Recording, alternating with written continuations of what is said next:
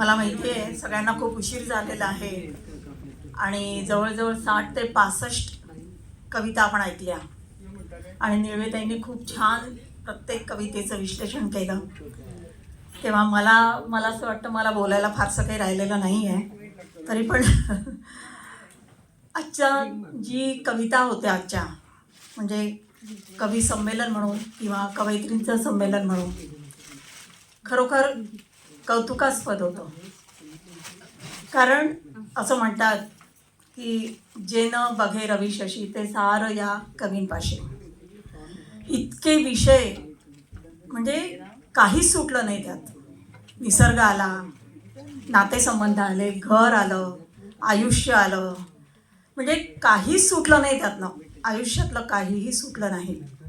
हे सगळे विषय या सगळ्या कवयित्रींनी हाताळलेले आहेत आणि अतिशय चांगल्या रीतीनं मांडलेलं आहे. म्हणून मला असं वाटतं की ही जी कविता आहे ती काय आहे, तर आपण असं म्हणतो की अक्षराला अक्षर जोडलं की भाषा तयार होते आणि त्या अक्षराला जेव्हा अर्थ प्राप्त होतो तेव्हा तो शब्द बनतो. त्या शब्दाला जेव्हा लय मिळते तेव्हा ती कविता बनते. त्या कवितेला जेव्हा सुरेल सुरात गुंफल्या जातं तेव्हा ते सुंदर गीत बनतं आणि धनश्री सारखीच्या गळ्यातून जेव्हा ते उतरतं तेव्हा ते सुरेल गीत बनतं. तर इतकं सामर्थ्य या कवितेमध्ये आहे. म्हणून माझ्याच कवितेच्या ओळी मला म्हणायच्या वाटतात ती कविता नसे शब्द नुसते झंकारती हृदयातली. कविता नसते शब्द नुसते झंकारती हृदयातली, अधरातल्या शब्दांना भावनेतून लाभलेली. पूर्ण कविता नाही म्हणत, फक्त शेवटला कडवा आणखी घेते. फुंकले मी प्राण माझे साज तिज मी चढविला, नजराणा हा भावनांचा रसिका तुझसी अर्पिला. म्हणजे हा जो नजराणा असतो, ही जी भरलेली ओंजळ असते, ही कवी कवयित्री आपल्या समोरच्या प्रेक्षकांपर्यंत श्रोत्यांपर्यंत पोचवते. हे सामर्थ्य असतं त्या कवीमध्ये, त्या लेखकामध्ये, त्या साहित्यिकामध्ये. प्रत्येकामध्ये काहीतरी स्पार्क असतोच, फक्त त्याला वाव मिळावा लागतो आणि स्वतःहून त्याला आपल्याला पुढे न्यावं लागतं. कारण नुसतं पाठबळ असूनही चालत नाही, स्वतःचं सुद्धा त्यात करण्याची इच्छा लागते. आज मला खूप आनंद होतोय की इथे तरुणाई मला दिसली. म्हणजे आता असं म्हटलं जातं, कारण आमच्याकडे आम्ही म्हणतो की इंग्रज आले आजकाल मुलं. आजचं जे संगीत आहे त्या संगीतापुढे आपलं संगीत, हिंदी म्हणा मराठी म्हणा, गाणी मागे पडतील की काय अशी भीती वाटायला लागते. पण इथे आल्यानंतर आज असं जाणवलं की नाही, मराठी कविता मराठी गाणं अजून जिवंत आहे. खूप आनंद झाला प्रिया की कॉलेजमधल्या मुलींना तुम्ही इथं बोलवलं आणि त्यांनी अतिशय धीटाईने इतके सुंदर विषय हाताळले त्यांनी की म्हणजे कल्पना नाही करवत. त्यांनाही जाणीव आहे की आपण शिक्षण घेऊन परदेशात जातो, आपल्याला वाटतं मुलांना पैशाची आस आहे, मुलांना पैशाचा ध्यास आहे, कुठेतरी त्यांच्याही मनात सल असते. हे आज त्या कवितेतून दिसून आलं. त्यांनी काही लोकांनी शिवाजींची कविता घेतली, शिवरायांची कविता घेतली, छत्रपतींची कविता घेतली. कौतुक वाटलं. म्हणजे खरोखरच इतके सुंदर विषय हाताळले. आजची कविता गाण्यानी, आजची सुरुवात गाण्यानी केली आणि त्या गाण्यामध्ये होतं की निशब्दता, निशब्द गाव सारे, हे गाणं त्यांनी घेतलं. अगदी सुरुवात त्यांनी केली. म्हणजे ही जी निशब्दता असते ही या कवितेतून, या भावनेतून सगळ्यांपर्यंत पोचते. ती ताकद असते आतल्या अंतःकरणातल्या भावनांची, आतल्या अंतःकरणातल्या इच्छेची ती ताकद असते. तिथे बोलावं लागतच नाही. या हृदयचे त्या हृदय सहज पोचतं. फक्त तुमच्या अंतःकरणामध्ये ती आस असावी लागते आणि हे सामर्थ्य असतं लेखकांमध्ये, पोचवण्याचं सामर्थ्य. एकीच्या हातात मला अलगूज पुस्तक दिसलं. माझ्याही पुस्तकाचं नाव अलगूज आहे आणि त्यात त्यांनी पंख दिले, सूर दिले, म्हणजे फार सुंदर त्यांनी मांडलं मीना समुद्र यांनी. नंतर स्त्रीच्या अंतरंगाचे इंद्रधनू काहींना गवसले, काहींना स्वप्न दिसलं, काहींना प्रेम दिसलं, काहींना गाठीभेटी दिसल्या, मन दिसलं, बालपण एकीच्या कवितेमध्ये दिसलं. म्हणजे काय असतं बालपण, जे मुठीतली वाळू जशी असते ना ती निसटून जाते, पण कुठेतरी कण हाताला चिकटलेले असतात. आणि हे बालपण केव्हा आठवतं, जेव्हा ते सरून जातं. आणि मग म्हणावंसं वाटतं, नको आज आणि नकोच वास्तव, नकोच काही जागेपणी, नेरे स्वप्ना नेरे परतुनी नेरे माझ्या बालपणी. तेव्हा असं वाटतं, मलाच माझ्या कवितेच्या ओळी आठवल्या तेव्हा त्यांची कविता ऐकताना, आणि तेव्हा ते बालपण आठवतं. आणि ते बालपण आठवत आठवत आपल्याला जगण्याची ऊर्जा मिळते. आता मग कोणीतरी एकीने म्हटलं की आपलं सासरही आपलं नसतं आणि माहेरही आपलं नसतं. कोणीतरी एका कवितेमध्ये फार सुंदर विचार मांडले. पण मी असं म्हणेन की नाही, माहेर तुटत नसतं, कुठेतरी जोडलेलं असतं, पण सासर अधिक जोडलं जातं. कारण मुलगी बघा ना, माहेरी आली 2 दिवस रेतीसाची म्हणते, नको मला जायला हवं माझ्या घरी. ही ओढ असते घराची, नात्याची आणि मनातल्या प्रेमाची. ते जोपर्यंत जपल्या जाईल तोपर्यंत या जगात कुटुंब निश्चित राहणार आहे. प्रतिभाताईंनी फार सुंदर मांडलं अस्तित्व, बाईपणाचं अस्तित्व फार छान मांडलं त्यांनी. म्हणजे काड्यापेटी आणि मेणबत्ती पेटवण्याचं सामर्थ्य, अस्तित्व तिच्यामध्ये असतं, पण तिचं अस्तित्व कोण ओळखतं? तिचं अस्तित्व तिलाच स्वतःला शोधावं लागतं. फार छान मांडलं त्यांनी. आणि त्यांची कविता ऐकताना मलाच माझ्या कवितेच्या ओळी आठवल्या की ब्रह्मदेवानी जेव्हा स्त्रीला किंवा जगाला निर्माण केलं तेव्हा माझी एक कविता होती की अशी मी तशी मी कळत नाही कशी मी वगैरे वगैरे. म्हणजे एकदा एक स्पर्धा होती, 1 मिनिटामध्ये स्वतःला सिद्ध करा किंवा स्वतःबद्दल सांगा, तेव्हा मी ती कविता केलेली होती. मला त्यात पहिला नंबर मिळालेला होता. तर ते मला थोडंसं बदलून म्हणावंसं वाटतं की अशीही ती तशीही ती, ब्रह्मदेवालाच कळत नाही घडवलीच कशी गेली. त्यालाही कळत नाही बाई कशी घडवली. इतकं सुंदर अस्तित्व त्यांनी त्यांच्या कल्पनेमध्ये मांडलं. एक हिशोब नावाची कविता होती. आयुष्याचं गणित मांडताना कोण परक कोण आपलं हे कळत नाही, हे त्यांनी त्यांच्या कवितेमध्ये मांडलं. पण मला असं वाटतं, जर आपण आपल्या अंतर्गत मनात डोकावून बघितलं तर आयुष्य जे आहे किंवा कुटुंब जे आहे, आपले पण जे आहे, ते गणित नाही, वजाबाकी नाही, तो गुणाकार असतो. सुंदर कोणीतरी सांगितलं.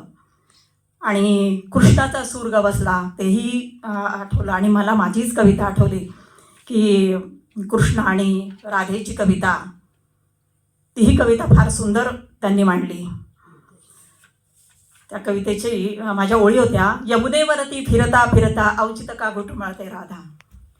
यमुनेवरती फिरता फिरता औचित का घुटमळते राधा, श्याम सावली जळात दिसता संभ्रमात का पडते राधा. म्हणजे मला माझीच कविता तेव्हा आठवली त्यांचं ऐकताना. ती अतिशय सुंदर कविता त्यांनी मांडली. म्हणजे इथल्या प्रत्येकीने कविता सादर करताना मी माझ्या कवितेमध्ये केव्हा पोचले माझं मलाच कळलं नाही. संविधान ही कविता पण फार सुंदर होती.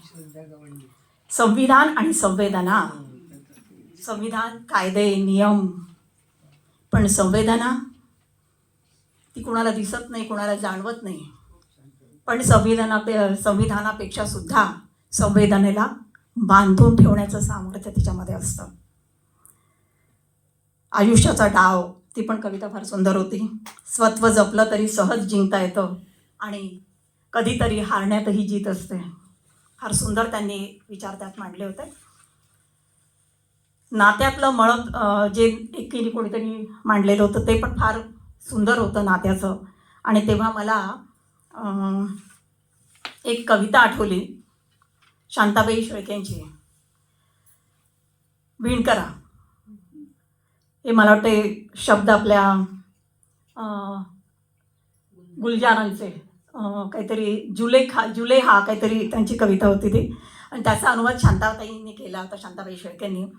त्या म्हणतात की विणकरा, तू वस्त्र विणायला घेतलंस, कितीदा तरी तो धागा तुटला आणि तू अशा रीतीनं तो जोडला की कुठेही गाठ दिसली नाही, कुठेही विस्कळीतपणा दिसला नाही. पण मी नात्याचं वस्त्र विणायला घेतलं आणि त्याला इतक्या गाठी पडल्यात, रागाच्या, लोभाच्या, क्रोधाच्या, मायेच्या, ममतेच्या, द्वेषाच्या, की मला ते वस्त्र पूर्णच करता आलं नाही. इतके सुंदर शब्द शांताताईंच्या त्या कवितेमध्ये होत्या. आजी आजोबांची कविता एकाने घेतली, ती पण फार गोड तक्रार होती. फार सुंदर कविता होती. आणि हे घराघरामध्ये दिसून येतं कारण आजोबाला आजी म्हणते की तुम्ही गोड खाऊ नका आणि तो नातू त्यांना आणून देतो. माझी जॉईंट फॅमिली आहे, त्यामुळे हे मी रोज अनुभवते. छकुली ही कविता पण फार मार्मिक, फार छान होती. म्हणजे आलेलं आईपण दुर्दैवाने असू दे किंवा दैवानी असू दे, सुखानी असू दे, ते आईपणच असतं. तिथे कुठेही अंतर पडत नाही. इतक्या सुंदर सुंदर कविता सगळ्यांनी सादर केल्या. मातृभूमीवरचं प्रेम परदेशी गेलेल्या मुलामध्ये दिसून आलं, ते पण खूप सुंदर होतं. धनश्रीची पण कविता खूप छान होती की आयुष्याचं सत्य तिने त्यात सांगितलेलं होतं. कारण प्रेम प्रेम असतं शेवटी, असं आपण म्हणतो ना, प्रेम प्रेम असतं आणि जगण्यासाठी त्याच्याशिवाय दुसरं काहीही नसतं. शेवटी प्रेम प्रेम असतं. म्हणजे कोणाकोणाचं सांगू असं झालेलं आहे. सगळ्यांच्याच कविता अतिशय सुंदर होत्या, अंतर्मनात डोकावणाऱ्या होत्या, स्वतःला अंतर्मुख करणाऱ्या होत्या, स्वतःला स्वत्व दाखवून देणाऱ्या होत्या. म्हणजे इतके विषय की कुठला विषय घ्यावा, कुठल्या विषयावर बोलावं असं झालेलं आहे. तर हा उंबरठा पण कविता फार सुंदर होती. म्हणजे सांगता येत नाही की काय काय काय बोलावं, काय काय सांगावं. त्यात मला शिवरायांचं पण दिसलं, मावळे पण दिसलं, गड किल्ले जपण्याचा जो जोश तो, आणि मुख्य म्हणजे तिच्या आवाजामध्ये जोश होता कविता वाचताना. म्हणजे तिने सादरीकरण पण सुंदर होतं. आणि हे सादरीकरण तेव्हाच येतं की जेव्हा आपण त्यामध्ये शिरतो. त्याच्याशिवाय नुसतं नाही येत, स्वतःला शिरावं लागतं, त्या भूमिकेत जावं लागतं, तेव्हा ते आपल्यामध्ये उतरतं. तर एकंदरीतच इतक्या सुंदर सगळ्यांच्या कविता होत्या की आता आधी तुम्ही सांगितल्याच सगळ्या, आपल्याला जास्त वेळ पण नाही आहे. दुचाकी कविता एक खूप छान होती, आयुष्याची जाणीव करून देणारी होती. म्हणजे त्या दुचाकीवरून चालताना जसा तोल सांभाळावा लागतो, तसाच तोल आपल्याला आयुष्य जगतानाही सांभाळावा लागतोच, याची जाणीव त्या कवितेने आपल्याला करून दिली. तर अशा या सगळ्या कविता, सगळ्या कवयित्रींना माझ्या खूप खूप शुभेच्छा. अशा छान छान लिहित राहा आणि आम्हालाही बोलवत राहा, आम्हालाही आनंद होईल. प्रिया, तुला खूप मनापासून धन्यवाद, इतकी छान संधी तू आम्हाला दिलीस. वेळ असेल तर कविता वाचू की नको?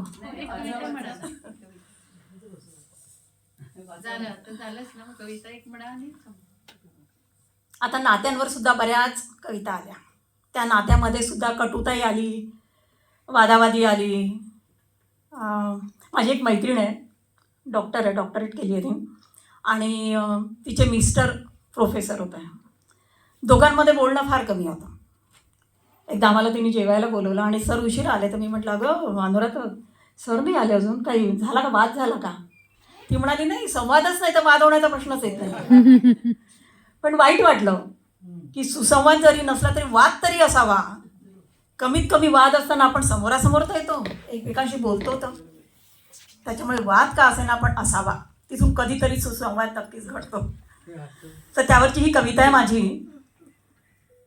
कारण या हृदयीचे त्या हृदयी जेव्हा आपण ओळखू शकतो तेव्हा ती अंतर्मनातली भाषा बोलून जात आहे, नजर बोलून जात आहे. मी गमतीने, माझं लग्न झालं तर मी नेहमी मिस्टरांना म्हणायचे की तुम्ही कमी बोलता. ते मला म्हणायचे, काय बोलायचं आहे, सगळं दिसतं ना, डोळ्यातून सगळं दिसतं. तेव्हा मी ही कविता केली होती. ती मौनातही उमलत जाते, मी नजरेने वेचत जातो. ती मौनातही उमलत जाते, मी नजरेने वेचत जातो. दोघांच्या श्वासामधुनी मनी दडले ऐकून घेतो. ती मौनातही उमलत जाते, मी नजरेने वेचत जातो. ती मौनातही उमलत जाते, मी नजरेने वेचत जातो. नयनातील भाषेमधुनी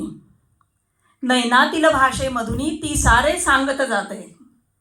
नयनातील भाषेमधुनी ती सारे सांगत जाते. रोमांचित होऊन काया ती अधिकच जवळी येते. पापणीस मिटली बघता माझ्यातील मींच उरतो. दोघांच्या श्वासामधुनी मनी दडले ऐकून घेतो. ती मौनातही उमलत जाते, मी नजरेने वेचत जातो. कधी मिटले अधरही असते, निशब्द भाषा होते. कधी मिटले अधरही असते, निशब्द भाषा होते. काहूर दाटत्या मनीचे उरी हळूच मग पाझरते. कधी मिटले अधरही असते निशब्द भाषा होते. काहूर दाटत्या मनीचे उरी हळूच मग पाझरते. मी क्षणात मी ओळखून सारे घेतो नजरेने हळूच कथितो. मी ओळखून सारे घेतो नजरेने हळूच कथितो. ती क्षणात माझी होते मी पुरता तिच्यात विरतो. ती क्षणात माझी होते मी पुरता तिच्यात विरतो. दोघांच्या श्वासामधुनी मनी दडले ऐकून घेतो. ती मौनातही उमलत जाते मी नजरेने वेचत जातो. दोघांच्या श्वासामधुनी मनी दडले ऐकून घेतो. ती मौनातही उमलत जाते. ती मौनातही उमलत जाते. पुन्हा एकदा सगळ्यांना मनापासून धन्यवाद देते आणि प्रिया पुन्हा एकदा तुम्हाला धन्यवाद देते आणि थांबते. धन्यवाद. धन्यवाद सगळ्यांचे. आणि जयश्री ताई खूप छान बोलला. आता आम्ही इथेच थांबूया. मला